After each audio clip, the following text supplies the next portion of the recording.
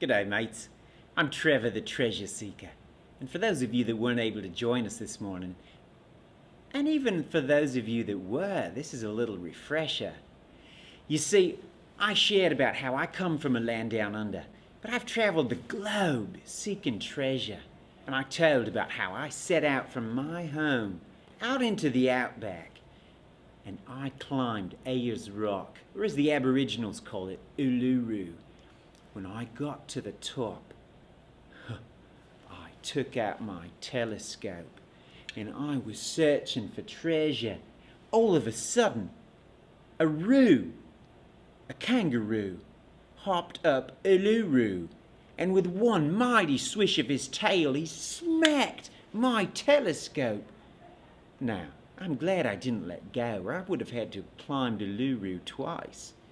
But even as it was, it shattered the glass that was in my telescope. It wasn't good for looking at anything. All it was good for was making a didgeridoo.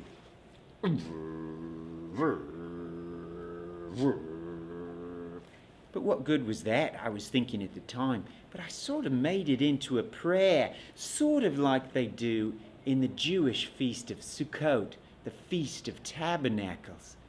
And you know what? As I was praying for rain, here it came, and the clouds came rolling in, and this lightning bolt came down out of the sky and struck the top of Uluru. And I looked down, and what did I see but a little pool of molten glass? Well, I stuck my didgeridoo into the molten glass, swirled it around a bit, and picked up some of that molten glass, and when I looked at it, there it was.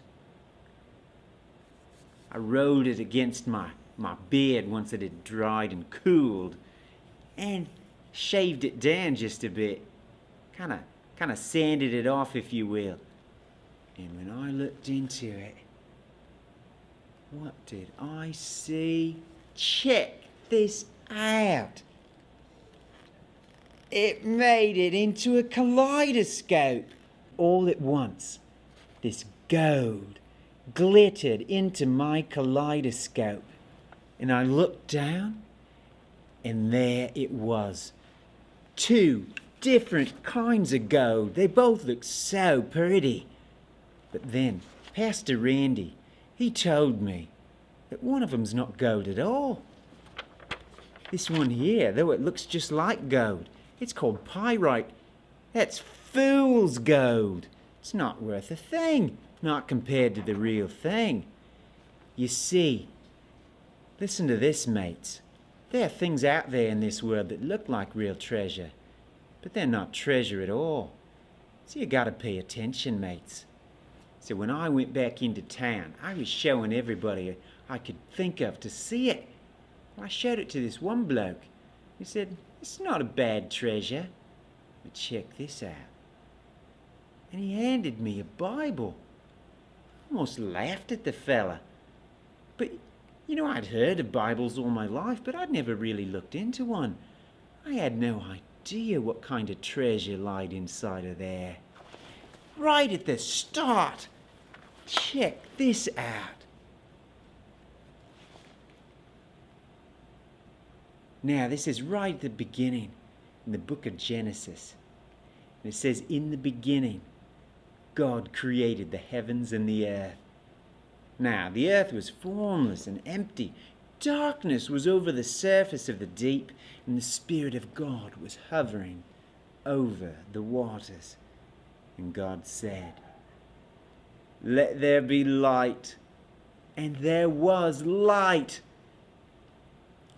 God saw the light was good, and he separated the light from the darkness. God called the light day, and the darkness he called night. And there was evening, and there was morning on the first day. And God said, "Let there be a vault between the waters to separate the water from the water." So God made the vault and separated water under the vault from the water above it. And it was so. God called the vault sky. Now I have a friend, and in Newcastle, Australia, named Sky. And then there was evening and there was morning, the second day. And God said, "Let the water under the sky be gathered into one place, and let dry ground appear." And it was so. God called the dry ground land, and gathered the waters he called seas. And God saw that it was good. Then God said, "Let the land produce vegetation, seed-bearing plants and trees on the land that bear fruit with seed in it." And he laughed with joy because it was so. The land produced vegetation, plants bearing seed according to their kinds, and the trees bearing fruit with their seed in it according to their kinds. And God saw that it was good.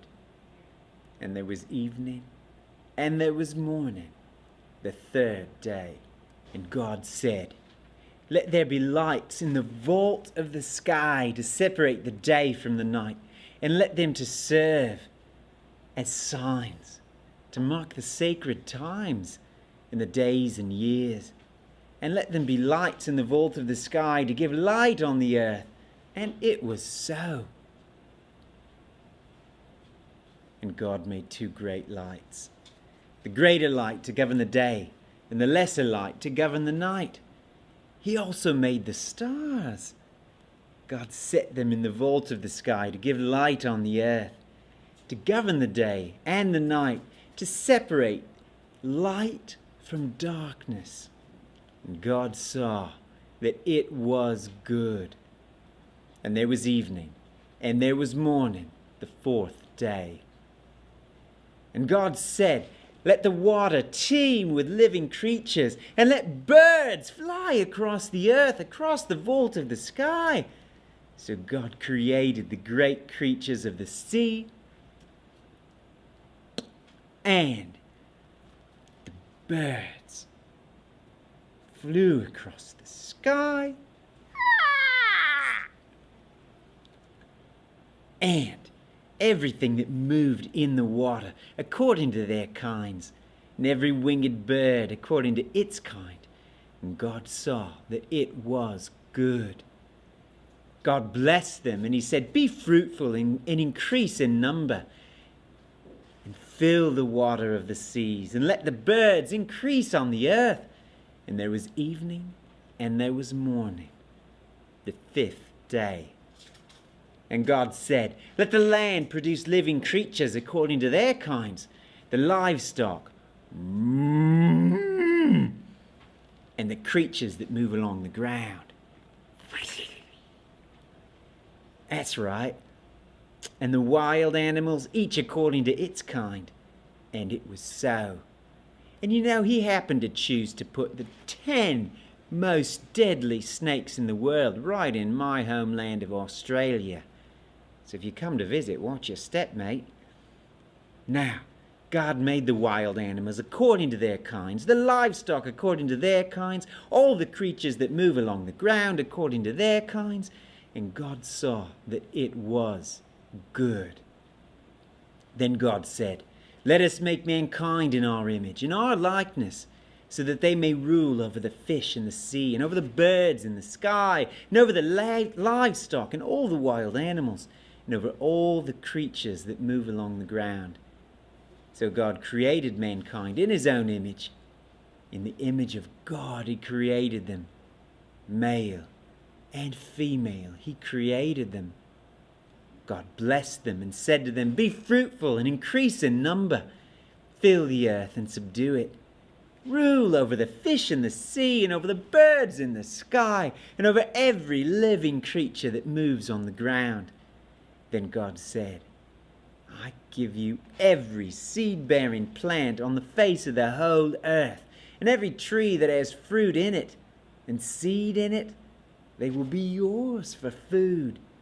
And to all the beasts of the earth, and all the birds in the sky, and all the creatures that move along the ground, everything that has the breath of life in it, I give every green plant for food." And it was so. God saw all that he had made, and it was very good. And there was evening, and there was morning on the 6th day. Thus the heavens and the earth were completed in all their vast array. By the 7th day, God had finished the work he had been doing. So on the 7th day, he rested from all of his work. Then God blessed the 7th day and made it holy, because on it he rested from all the work of creating that he had done. You see, in that story, we see what a great God God is, that he created everything, right? Everything that is, everything that will be, we have God to thank for that. So if God created everything, then he created treasure. All the treasure that's worth looking after, right? Now, here we are, mates, so you won't get behind those that were here today. You can print off this treasure map. Your parents will help you do that. And along with that, you print off this. God has made all things. And you pin it right there. Well, pinning might not be the best thing. You can use some glue or some tape. And then, on this one, you put this little one. God created mankind in his image. And that one, that goes right there. So, you'll be caught up when we see you next week, mates, with Treasure Seekers.